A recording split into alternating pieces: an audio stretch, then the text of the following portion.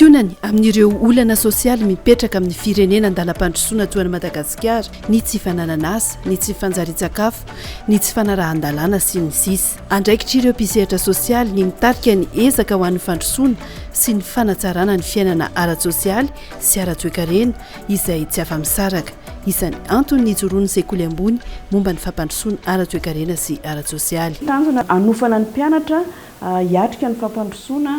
ara-toekarena sy ara-tsosialy satria jery fotony hatrany ambanin'ny ravinkazo raha izay no azo ilazany azy mba tena hoe ahazo an'izany fampiofanana izany avokoa zany rehetrarehetra. Zavatra mahafaly zany dia efa hita taratra amin'izao fotoana izao ny ataontsika hoe traikefa hoentin'ireny mpianatra ireny amin'ny asa izay ataony indrindra ihany koa ny misehatra misy azy tsirairay avy ihany fampandrosoana ny tenany aloha voalohany indrindra ary amin'ny fandraisana anjara ihany koa amin'ny fandraisana andraikitra amin'ny fampandrosoana eo anivo ny faritra misy azy ary inona tsy antenaina fa ho amin'ny fampandrosoana ny Madagasikara mihitsy. Ankoatra ny fiofanana momba ny asa sosialy, ny lalam-pianarana agronomia ihany koa dia azo ny mpianatra arahana ny fianarana agronomia izay ahitana ny fandalinana ny teknika sy ny fomba fanao amin'ny fambolena sy ny mifandraika amin'ny fivoaran'ny tontolo iainana. Toy izany ihany koa ny fianarana momba ny ekonomia izay mitaky fanadihadiana sy fandalinana ny fomba fanao, ny rafitra ary ny olana ara-toekarena. Ary ny fianarana momba ny fitantanana izay manandanja amin'ny sehatra ara-toekarena, sosialy ary politika. Fianarana izay mifantoka kokoa amin'ny fomba fitantanana sy ny famolavolana ny rafitra sy ny tetikasa ary ny sehatra rehetra misy. Firenena anankiray rehefa tsy ampy ny orinasa eo aminy dia firenena maty izy zany. Ny orinasa no mamorona rena eo amin'ny firenena anankiray ary ny orinasa tsara tatana sy manana gestionnaire mahay dia misy lalana makany amin'ny mamokatra bebe kokoa. Mamokatra bebe kokoa, mamokatra tsara, mamokatra zavatra ilain'ny tsena, na ny tsena anatiny na ny tsena ivelany. Dia ny olona formena ho tonga gestionnaire na hoe hepitantana dia efa mieritreritra izy zany zay ao aoriana kely eo fa hiasa amina orinasa. Natao hoe hiasa amina orinasa dia apetrako tsara, tsy voatery hoe hiasa aman'olona fa olona amorona asa. Ka raha hianatra ty amin'ny fitantanana zany lalana anankiroa misy dia andeha hiasa any amin'ny orinasa ary indrindrindrindra andeha hamorona asa. Olana mipetraka amin'ireo tanora amin'ny ankapobeny ny tsy fisian'ny hoety manana anaingana ny tetikasa na ny fond de départ. Ny olona mahay mikaroka loharanom-bola, ny olona mahay mindram-bola no tafavoaka. Mainga amin'ny zavatra kely dia manitatra fa ny tena olana dia ny ankizy tsy eo amin'ilay contexte izy fa dia mieritreritra hoe diplôma no varavarana misokatra amin'ny asa avitsy havanana. Zay tany amin'ny 30 taona asa, 40 taona asa tena mitombina be zay. Fa itsika amin'izao fotoana izao tsy dia izay loatra le zava-misy, tsy izay intsony ny zava-misy amin'izao fotoana izao fa dia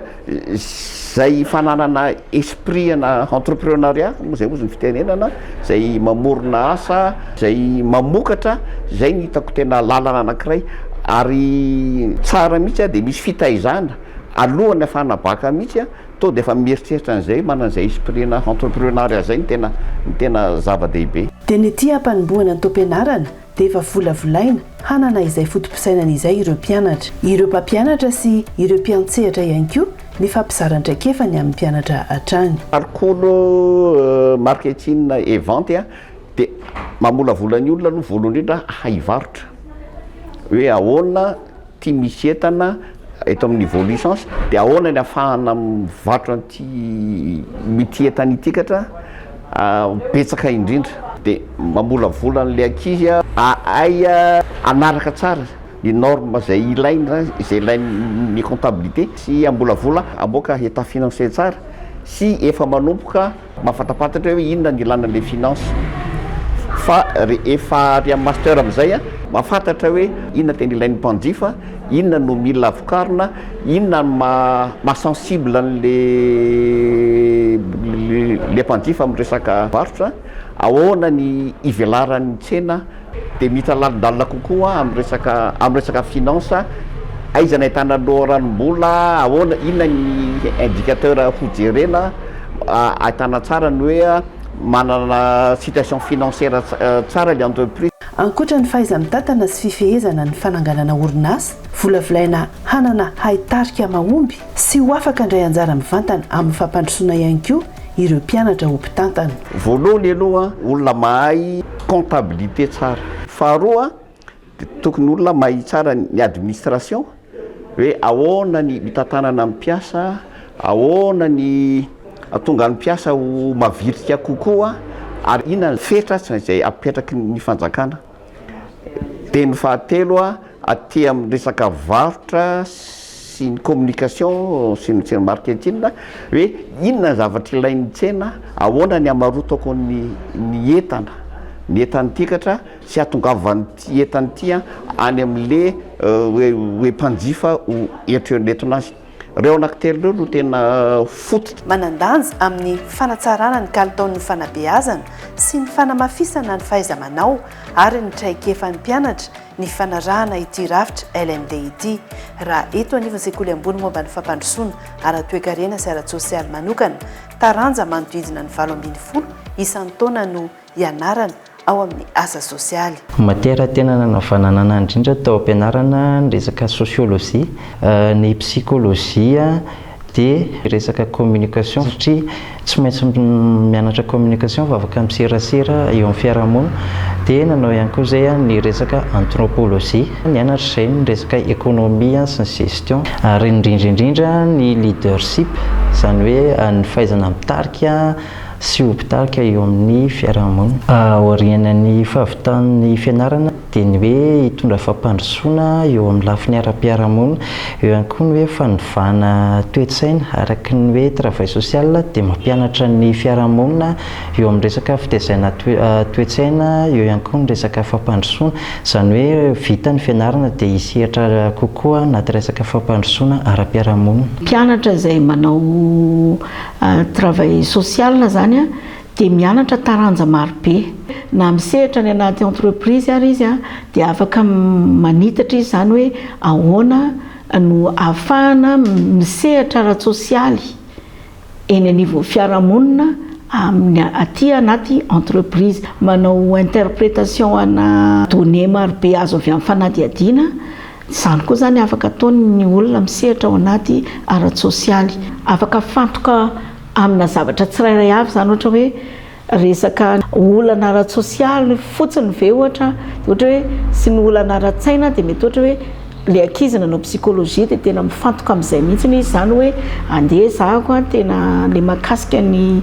soutien moral ho an'ny olona no ataoko, te hisehatra manokana fotsiny izy hoe za te hanao hiasa tena rery, hanao consultant izy ao anatin'ny zavatra ataony, dia afaka manao étude be dia be izy zany ao anatiny ao. Zany zao afaka ataony ihany koa. Nanao gestion ohatra raha mpianatra sociologie na ohatr'izany, tena hoe manao gestion, manao économie, manao statistique ny anatiny any, dia afaka koa izy zany misehatra ny anatin'ny étude na collecte na données, interprétation zay données zay, analyse zay données zay, afaka ataony daholo zany zay rehetrarehetra zay. Mivelatra sy manomboka mahazo ny fon'ny tanora ankehitriny ny lalam-piofanana momba ny asa sosialy noho izy afaka misehatra amina lafin-javatra maro. Noresana manokana ny révision-ny maquette de formation zany ifanaraka tsara amin'ny rafitra izay takin'ny ao anivon'ny ministère mpiamo zany, fototra tanteraka amin'ny norme LMD ny eto anivon'ny SDS, dia fototra iray ngeza be ihany koa zany ny fiara-miasa sy ny fisindreo chef de mention isaky ny mention, ny tena tanjona ngeza be ao anatin'izay dia ny hoe fampiofanana ny mpianatra hiatrika an'izany hoe fampandrosoana ara-toekarena sy ara-tsosialy izany. Dia tsy maintsy misy zany ireo module izay ahafahana tena hoe miorienté amin'ny mpianatra, misy paikady betsaka moa ao anatiny ankoatra ny stage, fananganana ny orinasan'ny mpianatra manokana dia ao anatin'izay hoe orientation amin'izay resaka développement économique et social izay avokoa moa zany a ireo fanamby napetraky ny sekoly hatramin'izay ny fanovana eo amin'ny lafiny nomerika na ho an'ny mpianatra izany na eo amin'ny fomba fiasan'ireo mpampianatra ao anatin'ny innovation moa zany mazava ho azy a ny mpampianatra dia manao recherche mikaroka mandrakariva dia ametrahana ny mpampianatra amin'izay sehatra fikarohan'izay a sy ampahafantarana ny raisam-pirenena fa manana olona manam-pahaizana ny malagasy ny faharoa indray a aty amin'ny lafiny araky ny ataontsika hoe résultat ny résultat ny mpianatra zany a dia mifanaraka tsara amin'izay zavatra ilainy sy tadiaviny ohatra fotsiny raha ohatra izy ka miasa amina sehatra économique ohatra na amin'ny sehatra sosialy dia mba tena mifanaraka tsara amin'izay le foto-drafitrasa tokony hoentiny mampandroso amin'ny firenena zay a ny zavatra rehetra azo zany hoe fanovana sy fanavozana tanteraka mihitsy an'ireo rafi-pitantanana ny anankiray voaloha fa ny faharoa ny eo amin'ny resaka pédagogie indrindra fametrahana ny makety vaovao ary fomba fitondrana vaovao ihany koa manaraka n'le ataontsika hoe fenitra iraisam-pirenena sy ny fenitra izay angatahan'ny ministera eto an-toerana anjato ny sekoly ambony miankina sy tsy miankina amin'ny fanjakana misy ankehitriny hifanatsahana amin'izany ihany koa ireo lalam-piofanana aroson'ny tanora malagasy samy mametraka ny mampiavaka azy ny sekoly tsirairay anjaran'ny mpianatra sy ny ray aman-dreny kosa ny mijery sy ny fantana tsara izay sekoly tena azo antoka sy afaka nankinana no avy